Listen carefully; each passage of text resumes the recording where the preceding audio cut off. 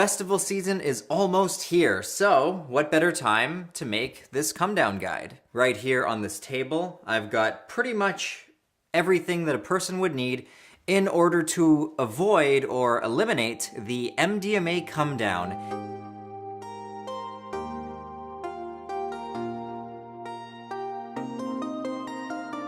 We do not promote the use of legal or illegal psychoactive substances. This video has been created strictly for harm reduction purposes. Now, this video will not only demonstrate how to roll as safe and efficiently as possible, but we are also going to showcase and even demonstrate some proven techniques that you guys can implement right away so you can avoid the notorious MDMA come down, or if you are currently experiencing an MDMA come down, you can heavily mask it to the point where it may actually be completely gone, or at least you won't perceive it to be there anymore.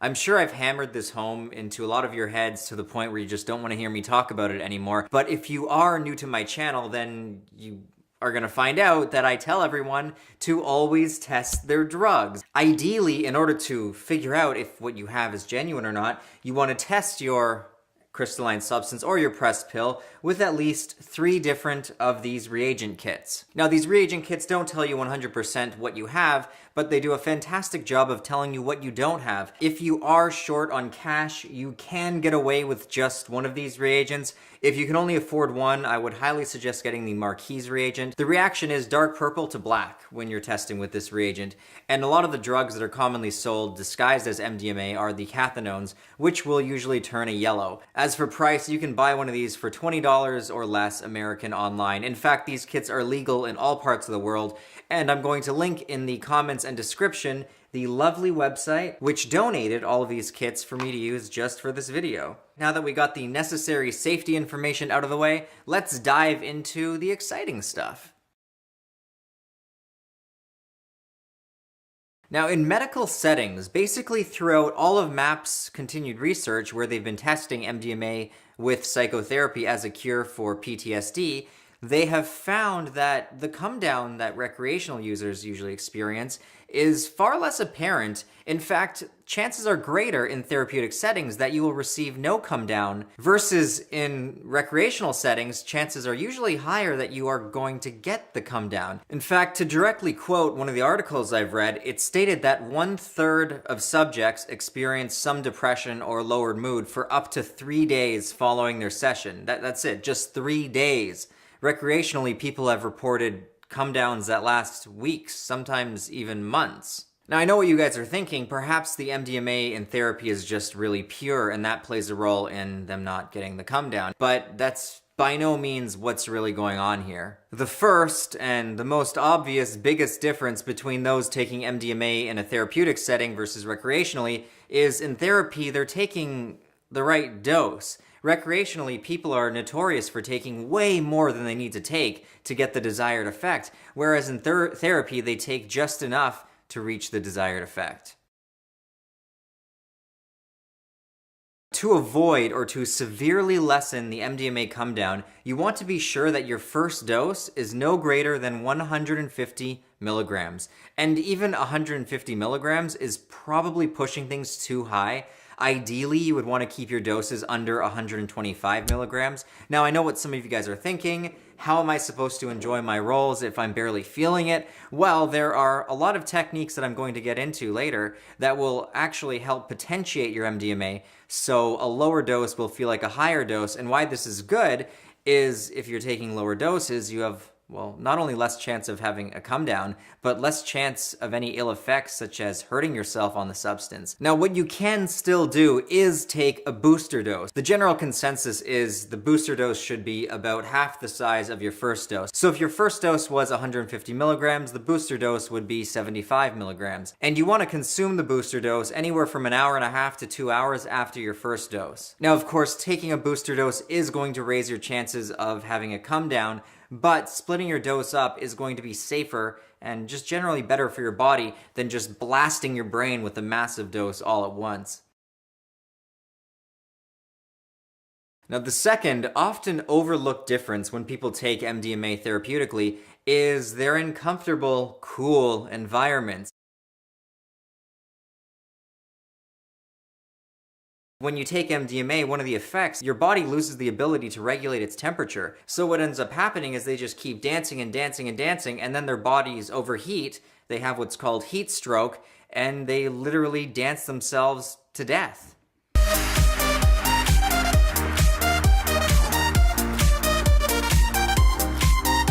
Now, even if you don't die after taking MDMA in a hot environment, just the fact that you were in that hot environment can actually increase your chances of negative effects. It can increase the chance of having a come down. It has been found that taking MDMA in the heat increases its neurotoxic potential. This is also thanks to the heat causing more oxidative stress on your brain. One of the number one things you need to do is ensure that you take a healthy dose of antioxidants prior to your roll. And more important than that even is just to ensure that you're drinking adequate water. You want to stay hydrated. However, it needs to be made crystal clear that you don't want to drink too much water. People have actually died on MDMA from drinking too much water because they were afraid that if they didn't drink enough water, they would die. Now, how's that for fucked up? So I said you have to drink water, but you don't want to drink too much water, so what is the right amount of water to drink? Ideally, you want to drink anywhere from 250 milliliters to 500 milliliters every hour, especially if you're dancing, but you never want to go beyond that level. And if you're not dancing, say you're just sitting down with friends or you're just having a relaxing time with your partner, the water isn't half as important. You could honestly get away with 500 milliliters of water every couple hours or perhaps even less. Also advised to drink something with some sodium in it so that you don't experience a lot of the negative effects from drinking too much water in case you do accidentally have too much water. Something like, got one right here. Gatorade works to help you get your sodium up. Unfortunately for you women who are watching this video, women are more susceptible to I'm just gonna say it wrong. Women are more susceptible to hyponatremia. I don't know why that's a tough word for me. Hyponatremia. Ideally, alcohol should not be mixed with MDMA because it's going to cause increased dehydration. However, I know a lot of people are going to drink regardless of if you tell them not to drink. So if you're one of them or if you're around people who insist on drinking, just try to keep the drinking down, maybe 2 to 3 max. Other substances to avoid would be, say, mixing stimulants with MDMA, something like cocaine or amphetamine should be avoided. Now, I don't want to go any more into it than this. For a full list of all substances that should both be avoided when taking MDMA and ones that you can take safely with MDMA, follow a link to this website.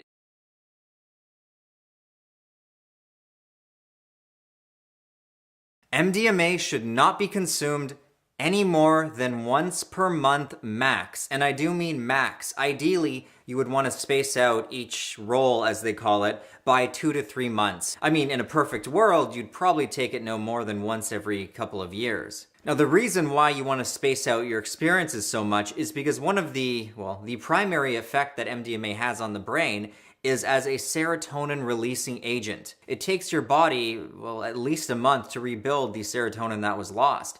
And what can happen if you're constantly taking MDMA, hell, for some people, even if you're taking it once a month, is as your body's rebuilding, it never rebuilds back to the very top. Like, say this is full serotonin, say you wait a month, your body rebuilds back to like right below the top, and then you wait another month, and now this is your new top. Now your body rebuilds back just below that new top. Now, obviously, this isn't set in stone. What I'm talking about isn't true for everyone, nor is it necessarily scientific. It is simply a possible scenario as to why people find their come downs are getting worse and worse the more they take MDMA. It's because their brain, as a starting point, has less serotonin than it did before, and perhaps there's other things going on beyond just serotonin. It's also the potential neurotoxicity of MDMA. Now, there are a lot of people who argue that MDMA is not neurotoxic, and I just kind of to put the nail in the coffin, when you take MDMA, about 10 to 15% of that MDMA converts within your body to a substance called MDA.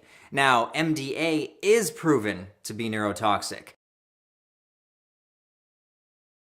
Finally, this is my favorite part of the video. A lot of the stuff that I've already talked about is common knowledge to a lot of you. But what a lot of you guys don't know are about all of these awesome supplements that you can take, which can help to reduce your come down. First and foremost are the antioxidants. I need to make it clear that taking antioxidants isn't going to necessarily prevent your come downs. What they are going to do is they will help protect your brain against cumulative damage, meaning the more you take MDMA, the more damage you're potentially causing, and the worse your come downs are going to get in the long run. However, if you're safeguarding and protecting your brain with antioxidants, you're going to help limit the long-term damage. Meaning, if you are someone who takes MDMA, multiple times a year, you absolutely need to get these antioxidants. What these will do is help to reduce the amount of oxidative stress that taking MDMA can cause on the brain. These should be consumed about 1 to 2 hours before you take your MDMA, and you should also ensure that you take the antioxidants for at least 3 or 4 days after your experience.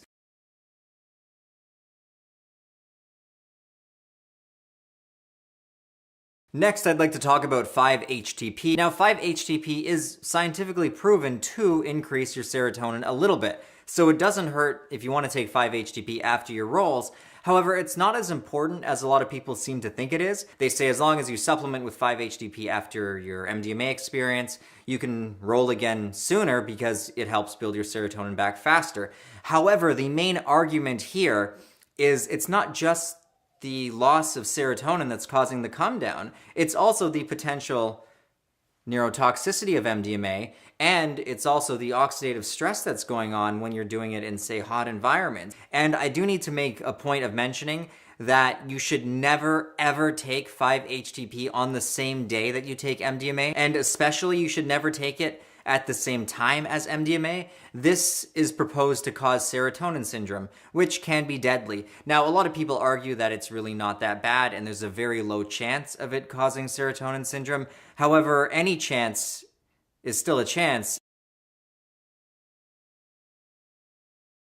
Now, this is a supplement that, in my opinion, is even more effective at, eliminating the MDMA come down than using 5-HTP, and that is Paracetam. I actually have a video out that I did, well over a year ago, where I combined MDMA live with Paracetam to gauge what the come down effects were, to gauge if it not only protected me from a come down, but if it also potentiated my roll. Now, there aren't any scientific studies linked with using MDMA and Paracetam together. However, there are scientific studies that go into details of using Paracetam with alcohol as a way to protect your brain from the damage caused by, drinking too much alcohol. Paracetam actually did act as a neuroprotective agent, and not only that, but it did potentiate the effects of alcohol as well.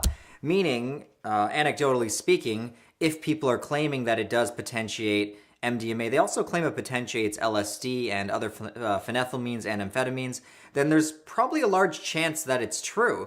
In my personal experience, I felt maybe a little bit of potentiation, but more so, it was great at knocking the come down away. What you want to do is take 2 to 4 grams about an hour before you take your MDMA.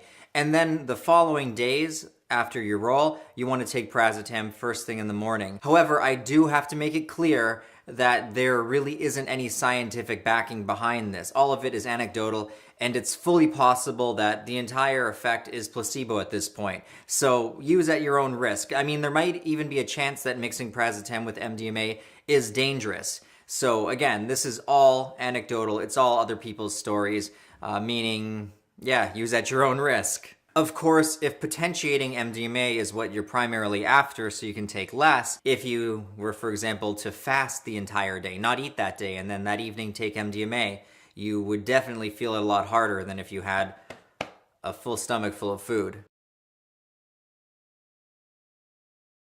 While you sleep, your body works to restore your lost neurotransmitters, meaning sleep is extremely important to protect you from a come down. Unfortunately, a lot of people are taking MDMA at night, and MDMA is a stimulant. I mean, it's in the amphetamine family, meaning after they take their MDMA, they have a very difficult time getting that much needed rest. Number one is going to be melatonin. This is a naturally released hormone by our pineal glands, which helps to regulate sleep. And lucky for you guys, you can buy this stuff virtually anywhere. I mean, you can even find melatonin at Walmart. Number two would be cannabis. A lot of people swear by having a joint after MDMA just because it helps relax them and it does help them sleep. I can personally attest to this one. Unfortunately, cannabis isn't as easy to acquire, and in a lot of parts of the world, it's still illegal. Other things that people will do to help them sleep is to take a benzodiazepine.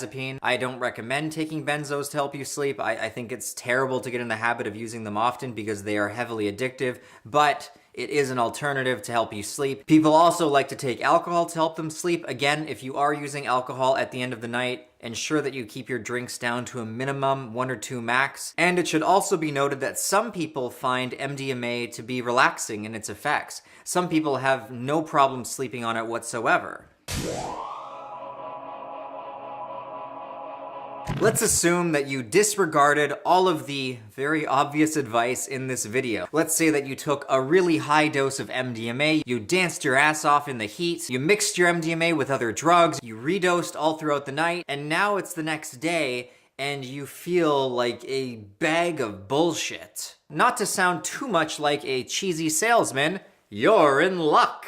It sounds like you need my super secret MDMA Comedown killing cure. Now, I must advise that this cure should only be used by those who feel like they have no other options. Furthermore, this special MDMA Comedown killing secret should not be followed by people who have an addictive personality. What is it? Well, it is none other than my friend Kratom, or Kratom. Cheers. Cheers. Let's try this stuff. I'm just gonna do this first.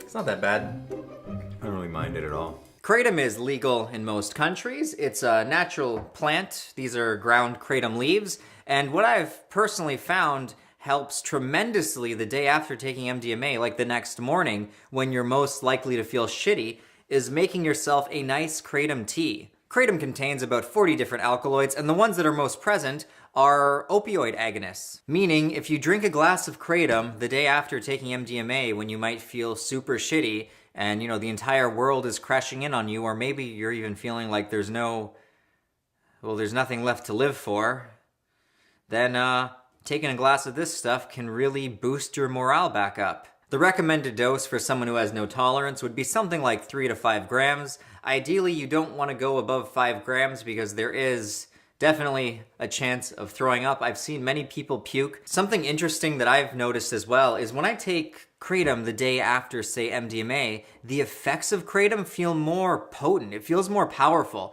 Primarily the euphoric effects. It feels great. I mean, I wish that kratom always felt, actually I don't wish that kratom always felt that way because that would make it so addicting. But for whatever reason, perhaps it's because MDMA has a long half-life and it's still technically in your blood. I mean, I don't know, I'm not a scientist, don't let this lab coat fool you. But again, if you do have an addictive personality, you should avoid this stuff because you don't want to find yourself addicted to a new substance just to help you get through, another drug. This sounds like a pharmaceutical at this point. You know, when you go on pharmaceuticals that your doctor prescribes, it's like take this one drug to help you with one problem, but then that drug has side effects, and then you have to take another drug to help the side effects of that drug, and before you know it, you're taking like 20 different drugs when you started off with just one for one problem, and now you've got like 20 new problems. Kind of off topic, but if you are someone who is abusing MDMA and you find that it's all you have to look forward to in life and you're rolling, I don't know, once every 3 weeks and you're like really pushing it, you're also the type of person that I would highly advise checks out kratom. What taking kratom can do is it can kind of help hold you over in between rolls. I mean, there's a reason why people use this to help them kick like incredibly dangerous opioid addictions. Now I have to let you guys know that long-term use of kratom has not been scientifically studied. However, anecdotally, people seem to find the substance safe. No one has ever died as a result of just taking too much kratom. And it has been used by the native people of Southeast Asia for hundreds, maybe even thousands of years. And, if they've been using it that long without any real ill effects, then that's good enough for me. But again, we're talking about using it in moderation. We're not talking about taking like 3 glasses a day. We're talking about using it once every couple days, or at the very most, once every day in average doses. An average dose is about 5 grams. I know a lot of the stuff I've listed is pretty damn obvious. However, if you do follow a lot of the guidelines in this video, for example, making sure that you stay hydrated, stay out of the heat, take a reasonable dose, take antioxidants before you dose, maybe take some paracetam, ensure you test your MDMA, then you will probably experience what they call the afterglow effect instead of a come down. An afterglow is basically what it sounds like. People have reported for, I don't know, 1 to 2 weeks, sometimes longer after a single MDMA experience, that they feel lighter, they feel better, they're happier in their lives. Instead of causing a negative come down, the MDMA caused some real beneficial results that have helped people get through a lot of problems. I mean, there's a reason why MDMA works fantastically well for helping people through the hardest to treat cases of post-traumatic stress. Anyway, that's it for this video. I hope you guys all enjoyed the video, and I hope you've at least learned something new from this so that now, during festival season, you can try to be as safe as possible. I also want to let you guys know that I have just released a video on my second channel, Swim, called How to Meditate, where I go into some meditation techniques that aren't often talked about. For example, using a microdose of a psychedelic to enhance your meditation. I've had a lot of people requesting on this channel and on that channel that I make a how to meditate video, so I figured I would finally put one together. That's why I'm mentioning it here. So if you guys do want to watch my how to meditate video, then you can find the link at the end of this video or right here. Anyway, if you guys enjoyed this video, be sure to leave me a big thumbs up. And if you aren't subscribed to my channel, then please consider subscribing. Shout out to everyone who is supporting me on Patreon. We are slowly making our way to my next goal, which will ensure I get to up the quality of these videos even more than it currently is. If you want to help get us to our next goal, if you support my channel, consider checking out Patreon, link at end of video. And yeah, I greatly appreciate everyone who's currently supporting me.